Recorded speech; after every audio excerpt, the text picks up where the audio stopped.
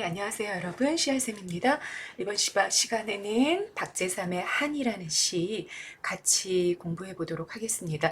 박재삼 하면 여러분, 우리 현대 시인들 중에서는 우리 전통 정서라고 이야기하죠. 한의 정서를 자기 시 안으로 담아냈던 시인으로 대단히 유명한 사람입니다. 그래서 박재삼 하면 한의 정서 이렇게 생각을 하고 연결해서 이해해도 무리가 없는 그런 사람이거든요. 그런 분이 한이라는 제목을 가지고 시를 지었어요. 어떤 이 정서를 어떤 방식으로 드러내고 있는지 여러분들이 좀 살펴보시면 좋겠죠. 이 시를 통해서 네, 같이 본문 바로 먼저 들어가 보도록 하겠습니다. 감나무쯤 되랴? 감나무쯤 정도 될까? 이런 말이네. 감나무 정도가 될까?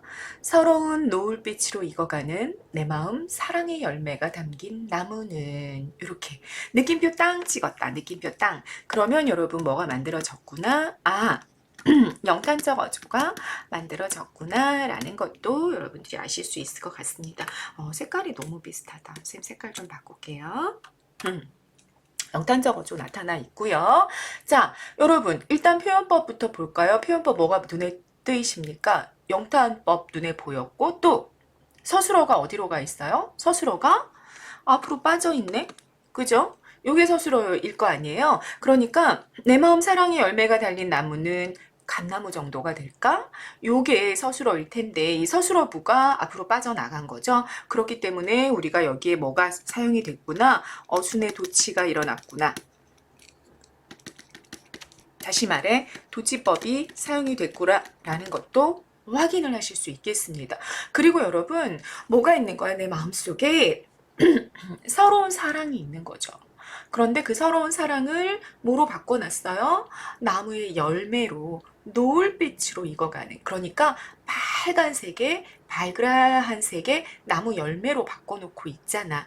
그러니까 다시 말하자면 내 사랑의 마음, 이것이 감나무의 붉은 열매다.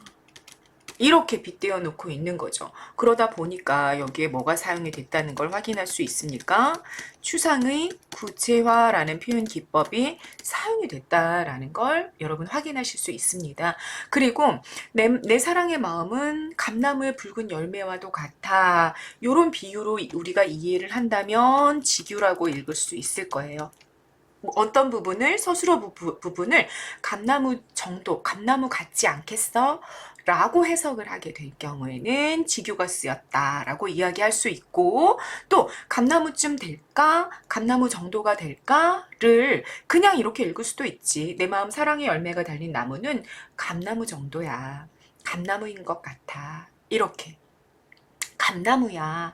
이렇게도 우리가 바꿔볼 수 있잖아요. 이게 의문형이기 때문에 평소형으로 바꿨을 때 그냥 요 선생님이 지금 처음 이렇게 체크했던 요 형태의 비유다라고 볼 수도 있어요. 사람에 따라서는 그러면 그렇게 읽게 되면 요건 은유가 될 수도 있겠다. 자, 은유와 직유가 조금 정확하게 드러나지 않는 그런 문장 형태가 됐다. 그래서 이걸 통으로 그냥 비유가 드러났어. 또는 추상, 사랑이라는 보이지 않는 정서를 감나무의 붉은 열매라는 구체적인 자연물로 바꿔놓은 추상의 구체화가 사용이 됐다. 이렇게도 표현 기법들을 좀 정리해 볼 수 있을 것 같습니다. 자, 다시 마무리 정리합시다.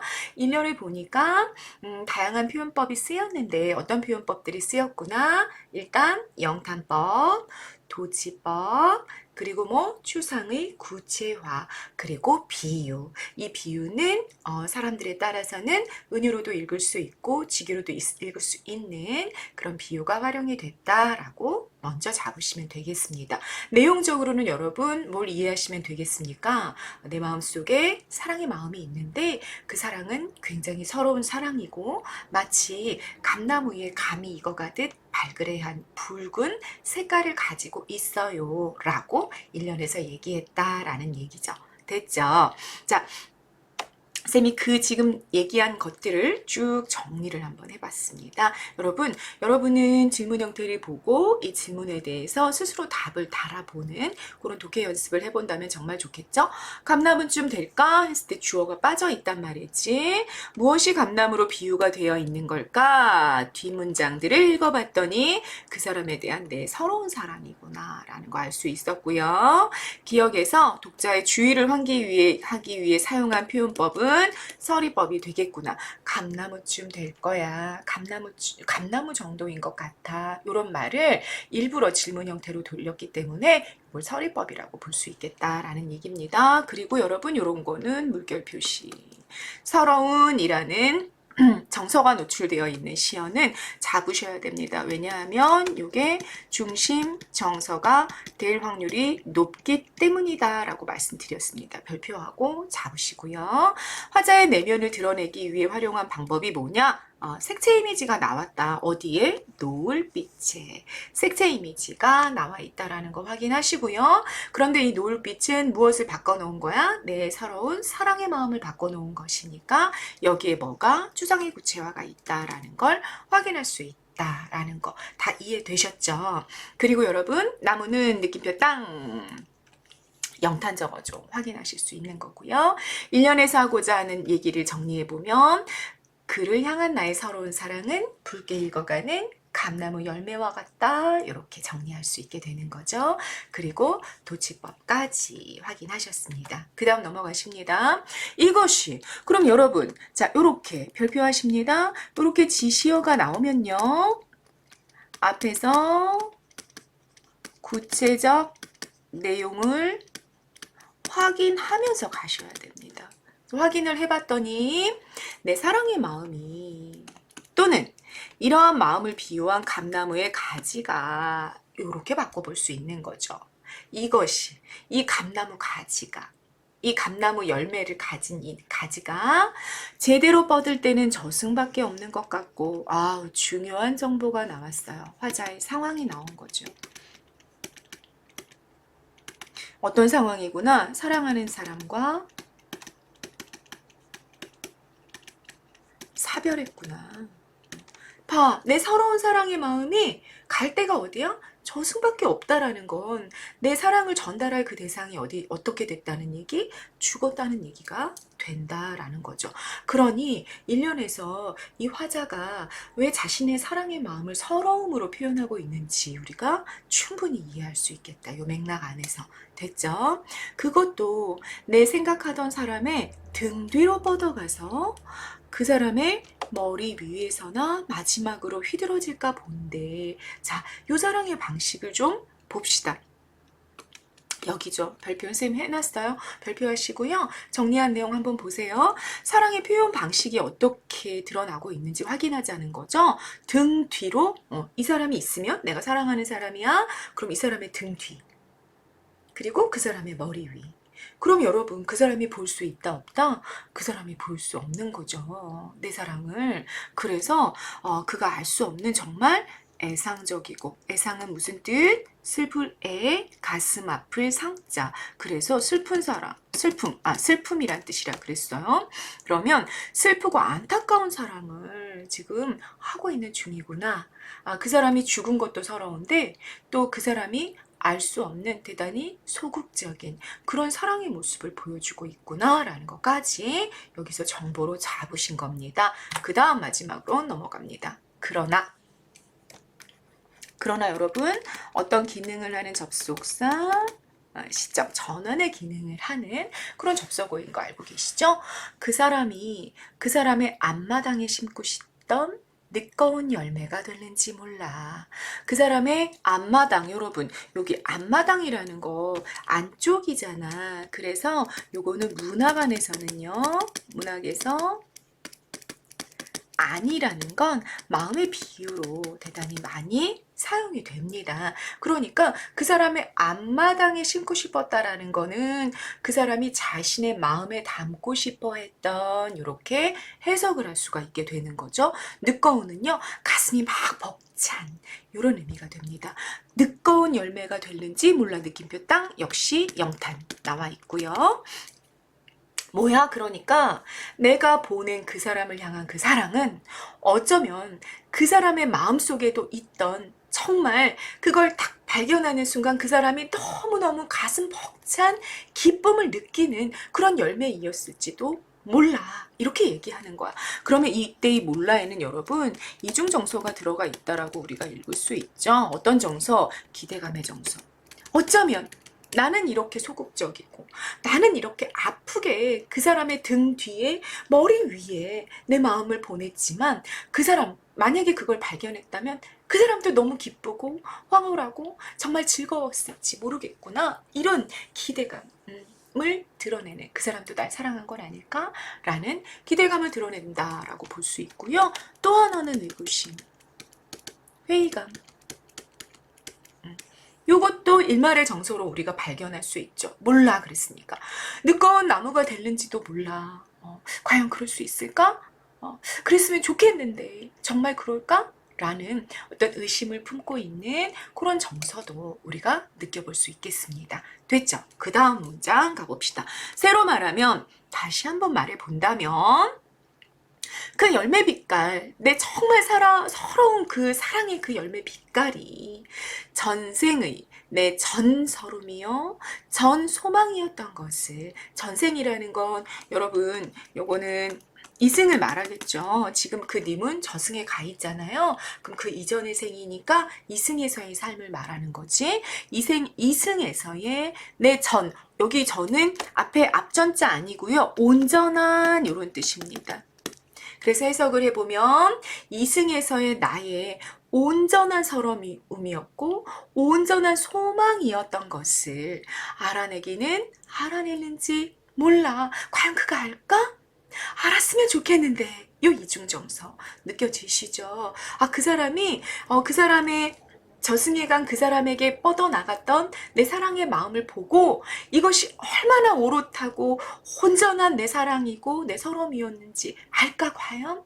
알았으면 좋겠는데 이런 정서. 그리고 마지막 아니 다시 한 번 더 새롭게 말해본다면 요런 의미입니다. 요 부사어는 그 사람도 이 세상을 서름으로 살았던지 어쨌던지 그것을 몰라. 느낌표 땅. 네, 무슨 말일까요, 여러분? 그 사람도 이승에서 살아갈 때 그 서러움을 가슴에 품고 살았던 건 아닌지. 내가 그것을 알 방법이 없어, 이제. 왜? 그가 죽었으니. 이렇게 말하는 거야. 자, 그 사람도 이 세상을 서름으로 살았든지 어땠든지. 자, 근데 이 서름은 뭐예요, 여러분? 다른 어떤 서름도 아니고 이 시 안에서만 우리가 읽는 거야, 의미를. 그럼 이 서러움은 뭐죠? 상대방이 내 사랑을, 내 정말 온전한 소망과 온전한 서러움인 그 정말 그 올곧한 그 사랑의 마음을 알아주지 못하는 그 한스러움. 그게 이 작품에서의 서름이잖아요. 그 사람도 혹시 그런 마음이었지 않을까? 누구를 향해? 나를 향해. 나를 향해 한 번도 표현하지 못하고 내가 이렇게 그 사람을 바라보고 있을 때는 그 사람은 다른 곳을 바라보고 있고 내가 또 다른 곳을 바라볼 때는 그 사람은 나를 너무나 애처롭고 안쓰러운 눈빛으로 바라보고 있는 정말 온전한 소망과 온전한 사랑의 마음을 그 사람도 표현하지 못하고 자기 마음속에 담고 있다가 간 건 아닐까? 그랬다면 그 사람도 그 한과 나의 한이 겹쳐지고 있었을 텐데 그것을 몰랐네. 그것을 이승에 있을 동안에 몰랐구나. 그럼 여러분 얼마나 더 한스러울까. 선생님은 이 시를 읽으면서 여러분 그런 마음 들지 않으세요? 내가 정말 너무 벅찬 마음을 품고 있다면 그 마음은 어떻게든 표현하는 게 맞겠다. 그치? 우리가 그런 마음을 표현하지 못하는 상황이 될 수도 있고 또는 상대방이 그런 마음을 표현하지 못하는 상황이 될 수도 있으니까 정말 한으로 남지 않으려면 이런 마음을 표현하는 게 좋겠구나 막 이런 생각이 드는 거죠. 그죠? 그것을 몰라? 이 사람 이 시적 화자가 왜 그것을 몰라라는 이 어구를 반복했는지 이때 들어가 있는 이 안타까움, 이 한스러움, 더 이상 님의 마음을 알 길이 없어 생기는 이 의구심, 이 의심의 마음 이런 것들이 너무너무 부각이 되는 반복이 사용이 되면서 시가 끝났다라는 걸 확인하실 수 있었습니다. 자, B. 요건 화자의 소망이다 라고 보는 게 맞겠다. 정리해 본다면 그럼 뭐다? 내가 전하고자 하는 이 사랑의 마음이 제발 그 사람도 원했던 그런 사랑의 마음이었으면 너무 좋겠다. 그러면 그 사람도 이렇게 가슴 벅찬 열매를 그 사람도 갖고 있었다면 얼마나 좋았을까라는 화자의 교감의 시도가 들어가 있습니다. 이걸 교감의 시도라고 이해하는 거, 그 사람도 그 사람이 앞마당에 심고 싶어 했던 가슴 벅찬 열매가 아니었을까? 요렇게 생각을 하는 거, 그 사람과 마음이 소통되었으면, 통했으면 좋겠다라는 그런 소망이라는 거 이해되셨죠? 그리고 여기 화자의 정서, 마지막 정서니까 여러분 잘 잡고 가셔야 됩니다. 그리고 여러분, 감나무가 굉장히 중요했었다, 이 시에서는. 그죠? 감나무의 시적 기능을 별표하시고 또 정리합시다. 어떻게 하고 있어요? 이승과 저승을 연결하는 매개체로 기능하고 있었죠. 그래서 이승에서의 내 서러운 사랑의 마음을 담아서 저승으로 이렇게 뻗어나가고 있었던 거죠. 그러면 이승과 저승은 원래는 어떤 공간이야? 단절의 공간이잖아요. 그런데 그 단절을 넘어서서 그 사람과 연결되고 싶은 화자의 소망을 드러내는 그런 매개물이다라고 우리가 의미 부여를 해줄 수 있겠습니다. 별표 체크하고 잘 정리하고 이해하고 가십니다. 또 하나, 이 감나무의 열매는 뭐였어요? 서러운 사랑이었죠. 그래서 화자의 사랑과 한을 부각하는, 화자의 정서를 부각하는 객관적 상관물로서도 기능하고 있다라고 이야기할 수 있습니다. 자, 감나무의 시적 기능 대단히 중요합니다. 여러분 충분히 이해하시고 머릿속에 잘 정리해 놓고 가십니다. 그리고 자, 마무리합시다. 이 시의 제목이기도 했었죠. 이승의 나와 저승의 그 사람을 연결하는 공통 정서가 있었는데 그게 뭐야? 네, 한이라는 정서였다. 그 사람도 서름으로 살았던 건 아닐까. 그 사람의 정서를 우리가 화자가 한의 정서로 생각하고 있다라는 걸 발견하게 되는 부분이었죠. 됐죠? 그래서 한이라는 제목을 가지고 이 시적 화자가 하고 싶었던 이야기, 그 사람을 향한 표현하지 못한 서러움의 사랑, 또 그 사람이 누군가에게 또는 바라건대 나에게 표현하지 못한 이승에서 그런 서러운 사랑, 이런 이야기를 하면서 한의 정서를 담뿍 자신의 시 안에 담아내고 있는 그런 시를 확인하신 겁니다. 자, 여러분 감각적이다. 어떤 감각? 특히 색채 이미지를 썼기 때문에 시각 이미지가 대단히 부각된 거 확인하셨고요. 애상적이다라는 거 슬픔이란 뜻이라고 이미 말씀드렸습니다. 낭만적인 사랑 이야기 하고 있죠. 영탄법, 느낌표를 통해서 대단히 많이 등장하고 있었다라는 거 확인하셨습니다. 주제, 님에 대한 사무치는 사랑의 한과 그리움, 도저히 풀 수 없는, 이미 죽어버렸기 때문에 도저히 풀 수 없는 한에 대한 이야기를 했다라는 거 여러분 모두 이해하실 수 있을 겁니다. 특징 마무리 정리입니다. 색채 이미지, 애상적인 정서, 서러운 노을빛 가지고 나왔겠죠? 영탄적 표현, 네, 느낌표 나왔습니다. 서리적 표현 어디 있었어? 감나무쯤 되랴, 여기에 서리적 표현 있었던 거 확인하셨고요. 도치법, 네, 1년에 있었던 거 확인하셨죠? 감나무쯤 되랴, 서러운 내 사랑의 열매는 뭐 이런 식으로 앞으로 서술어부가 빠져 있었습니다. 그것을 몰라 시구를 반복하면서 운율을 형성하고 안타까움과 한의 정서를 부각하는 마지막 문장 우리가 중요하게 잡아봤습니다. 자연물, 감나무죠? 감나무를 활용해 화자의 정서를 드러내면서 이 감나무가 객관적 상관물로 기능하도록 만들어주고 있었죠. 네, 이런 특징들을 우리가 모두 시를 독해하면서 살펴볼 수 있었습니다. 회제 한번 여러분들 다 읽어보시면서 마무리 정리하시기를 바라겠습니다. 여러분, 수특을 공부하면서 이 시를 영상을 보고 계시는 분들은 반드시 수특 문제 먼저 풀어보고 스스로 이해하는 연습해 보신 다음에 영상으로 오는 거 잊지 않으셨으면 좋겠습니다. 이번 영상은 여기서 마무리하겠습니다. 감사합니다.